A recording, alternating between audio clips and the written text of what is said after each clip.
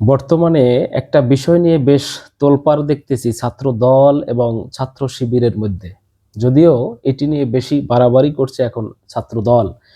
তারা জুলাই বিপ্লবের ক্রেডিটটাকে ধরার জন্য তারা বিভিন্ন রকম চেষ্টা কিন্তু চালাচ্ছে। ইতিমধ্যে আমরা দেখতেছি যে বিভিন্ন বিএনপির নেতাকর্মীদের ভিতর থেকে তারা কিন্তু বলার চেষ্টা করতেছে, এবং এমনকি এই বিএনপির সালাউদ্দিন সাহেব, যিনি ভারতের রয়ের এজেন্ট, ভারতের দালালি করছেন বলে অনেকে মন্তব্য করছেন।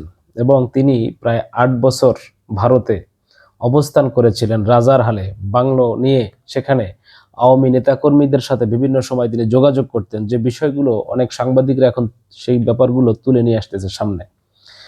এই বিএনপির নেতাকর্মীরা তারা এই জুলাই বিপ্লবের মাস্টারমাইন্ড সাজার জন্য তারা একটা পরিকল্পনা করতেছে। আমরা জানি বিগত সময়ে আওয়ামী লীগ যখন অনেক ব্যাপারে কোনো মিথ্যাকে সত্য করার চেষ্টা করত, তখন ওই মিথ্যাটাকে বারবার তিনি বলার চেষ্টা করত। অর্থাৎ একাধিকবার বারবার এই মিথ্যাটাকে বলতে বলতে একটা সময় সেটা সত্যে পরিণত করার একটা অপপ্রয়াস আমরা দেখেছি সেই আওয়ামী লীগের সময়। এখন বিএনপির নেতাকর্মীরাও কিন্তু ঠিক সেই একই কায়দায় আলোচনা করতেছে। তারাও সেই জুলাই বিপ্লবের মাস্টারমাইন্ড তারেক রহমানকে সাজানোর জন্য তারা বারবার এই মিথ্যা একটা প্রচার কিন্তু করতেছে, যে জুলাই বিপ্লবের মাস্টারমাইন্ড নাকি তারেক রহমান। যে তারেক রহমান বাংলাদেশে শেখ হাসিনা পতনের 1 বছর হয়ে গেল, এখন পর্যন্ত দেশে আসার সাহস করতেছে না, তিনি নাকি বাংলাদেশে জুলাই বিপ্লবের মাস্টারমাইন্ড।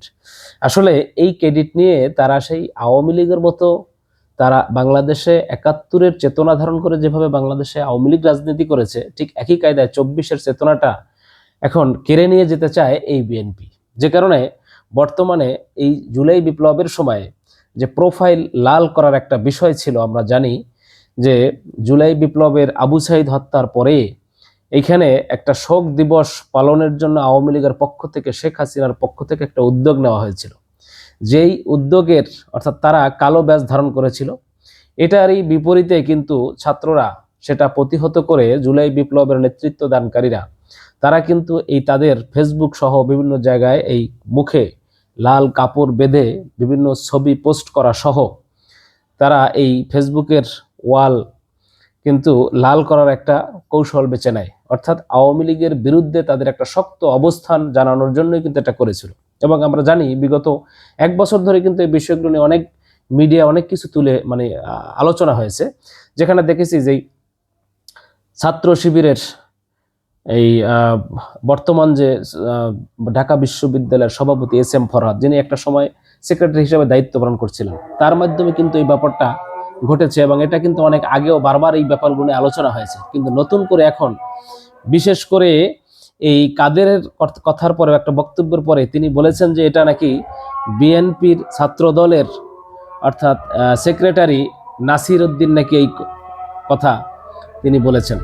এই বিএনপির নাসিরের ব্যাপারটা নিয়ে এখন বেশ একটা তোলপাড় সৃষ্টি হয়েছে। আসলে এই ব্যাপারটা এতদিন পরে কেন, এতদিন যদি তারা ঠিকই এই কাজগুলো করতো, এতদিন কেন সামনে আনেন নেই?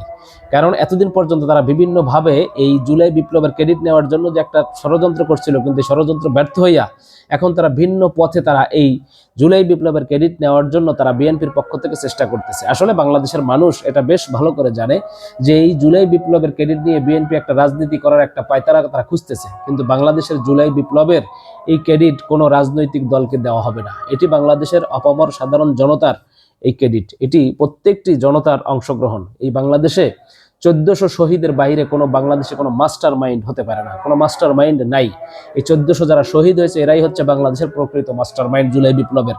অতএব এই কেউ যদি এটা নিয়ে বেশি বাড়াবাড়ি করেন, বাংলাদেশের মানুষ এটা খুব ভালো করে জানে আসলে যে বিএনপি কতটুকু করেছে, কি করেছে। এখন নতুন করে তাদের যে ক্রেডিট নেওয়ার জন্য তারা যে কাজগুলো করতেছে, বাংলাদেশের মানুষ এটা খুব ভালোভাবে নিচ্ছে না, বরঞ্চ এটার কারণে বাংলাদেশের বিএনপি আরো আস্তে আস্তে তাদের আরো অধপতনের দিকে কিন্তু তারা যাচ্ছে। তো যাই হোক, প্রিয় দর্শক শ্রোতা, আপনাদের কোনো মতামত থাকলে অবশ্যই ভিডিও নিচে কমেন্টসে জানাবেন। আশা করি সকলে ভালো থাকবেন ইনশাআল্লাহ। খোদা হাফেজ।